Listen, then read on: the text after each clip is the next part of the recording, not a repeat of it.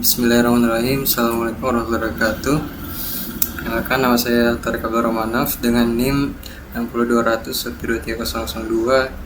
Sini akan mempresentasikan terkait proyek otomatisasi alat pendeteksi finish dan start pada lapangan pacuan kuda Bima. Yang dimana tugas ini bertujuan untuk memenuhi tugas manajemen proyek teknologi informasi. Next. Di sini ada ringkasan eksekutif proyek, di mana ada tujuan proyeknya untuk membangun sistem deteksi otomatis berbasis sensor IoT untuk meningkatkan akurasi penilaian lomba pacuan kuda di lapangan pacuan Kota Bima. Di mana durasi total proyek ini direncanakan selama 3 bulan, dimulai pada Juni 2025. Yang dimana proyek ini bertujuan untuk modernisasi infrastruktur olahraga, menyediakan hasil lomba yang lebih objektif dan transparan. Yang dimana di samping sini terdapat gambar dari Gantt chart-nya terkait penugasannya. Oke, lanjut. Di bagian penjadwalan dan WBS, di mana jadwal proyek ini disusun secara rapi menggunakan work breakdown structure WBS berjenjang untuk memecah proyek menjadi fase-fase yang lebih terukur, di mana terdapat satu fase kunci yang meliputi analisis, desain sistem, programming, instalasi, dan pengujian. Dan yang ketiga, durasi tugas, yang dimana setiap tugasnya memiliki durasi yang telah ditetapkan sebelumnya dengan total waktu proyek yang telah direncanakan. Lalu ada yang namanya ketergantungan antar tugas atau predesesor yang dapat diidentifikasi untuk memastikan alur kerja yang logis dan efisien, di mana WBS-nya terlihat seperti pada gambar yang di sebelah. Oke, next. Lalu ada manajemen sumber daya manusia (SDM), yang dimana proyek ini melibatkan tim multidisiplin dengan peran yang jelas dan kompensasi yang transparan. Yang dimana bagian pertama ada peran spesifik, yakni IoT engineer, programmer, dan teknisi lapangan, sebagaimana pada gambar assign resource yang tertampil di atas.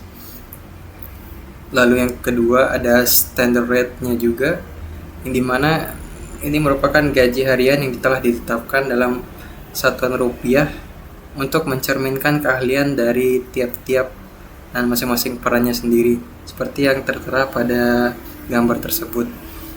Lalu ada kalender proyek juga. Kalender ini juga dikhususkan untuk agar sekiranya diterapkan agar dapat mengelola jadwal kerja tim yang lebih optimal. Yang dimana di sini terdapat beberapa hari-hari libur di kalender proyek 2025. Oke, next. Lalu untuk status kemajuan proyek sendiri, terdapat 3 fase. Yang pertama ada fase analisis, yakni selesai 100% sesuai dengan baseline-nya. Lalu yang kedua ada fase desain, selesai juga 100% sesuai dengan baseline yang telah ditentukan. Dan yang ketiga ada fase programming, yang dimana fase ini baru saja dimulai dan siap untuk fase pengembangan intinya, yang dimana dapat kita lihat pada gambar pada project overview. Progresnya telah mencapai 30%, yang dimana hingga saat ini projectnya telah mencapai progres yang telah ditargetkan sejak awal, dan ini pula menandakan bahwasanya perencanaan awal project berjalan dengan baik dan tepat waktu. Next, terdapat analisis biaya dan RAB,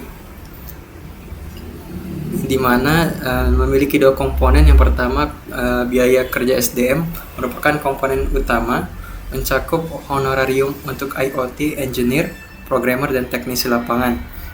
Lalu yang kedua ada biaya tetap yang meliputi pembelian peralatan dan material seperti sensor IoT, tiang penyangga, dan komponen lainnya. Yang dimana setiap item biaya yang telah diinput ke dalam sistem untuk dipelacakan yang lebih akurat lagi. Seperti yang terlihat pada gambar cost overview ini, cost-nya sebesar 39.200.000 dengan remaining cost-nya 35.900.000. Yang dimana rencana anggaran biaya RAB ini proyeknya telah disusun dengan cermat dan total biaya sekitar 39 juta. Lanjut, ada arus cash proyek, yakni cash flow. Dengan visualisasi arus kita dapat melihat prediksi kebutuhan dana dan mengelola keuangan proyek secara lebih efektif, di mana itu merupakan puncak pengeluaran terjadi pada saat pembelian material pembayar SDM dan memastikan ketersediaan dana pada saat-saat kritis seperti yang terlihat pada gambar, dengan actual cost-nya sebesar 3,3 juta, lalu baseline cost-nya 5,7 juta dengan remaining cost 35,9 juta dan cost variannya 33,5 juta. Dimana grafik ini menunjukkan pola pengeluaran proyek per periodenya. Oke, next. Lalu kita masuk ke tahap berikutnya, yakni kesimpulan dan langkah selanjutnya. Jadi, proyek otomatisasi alat deteksi finish dan start pada lapangan pacuan kuda Kota Bima menunjukkan progres yang positif, yang dimana status saat ini proyek berjalan sesuai dengan jadwal dan anggaran untuk tahapan awal.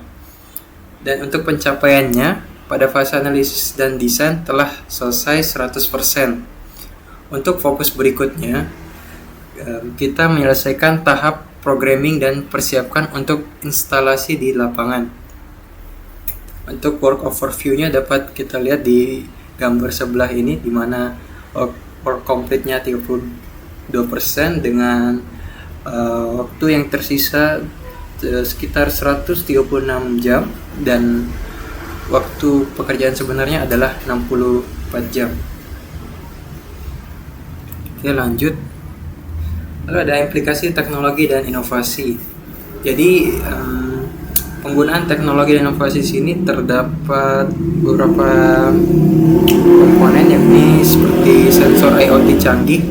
Jadi penggunaan sensor nirkabel ini digunakan untuk mendeteksi start dan finish yang presisi agar dapat mengurangi kesalahan daripada manusia itu sendiri atau human error.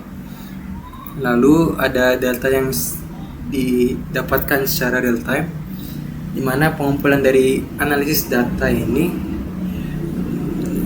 diambil secara real time untuk hasil yang lebih akurat dan instan. Lalu yang terakhir ada otomasi penuh. Jadi sistem ini terotomatisasi dari deteksi hingga pencatatan hasil untuk meningkatkan efisiensi daripada operasional itu sendiri dibandingkan dengan yang manual. Jadi inovasi ini akan membawa lapangan pacuan Kota Bima ke era digital dan lebih modern. Lalu ada manfaat dan dampak proyek. Jadi proyek ini tidak hanya tentang teknologi tetapi juga terkait tentang peningkatan kualitas dan pengalaman. Dengan akurasi yang tinggi, maka hasil lomba yang didapatkan jadi lebih objektif dan tidak bias. Dengan efisiensi operasional pula, menggunakan kebutuhan tenaga manual dan waktu pemrosesan hasil. Dan dengan peningkatan kredibilitas, meningkatkan kepercayaan peserta, penyelenggara, dan penonton. Dan untuk dampak ekonominya sendiri, potensinya lebih menarik banyak event dan investasi ke Kota Bima sendiri. Next. Oke, selesai. Mungkin itu saja yang dapat saya sampaikan. Kurang lebihnya mohon maaf. Sekian, terima kasih.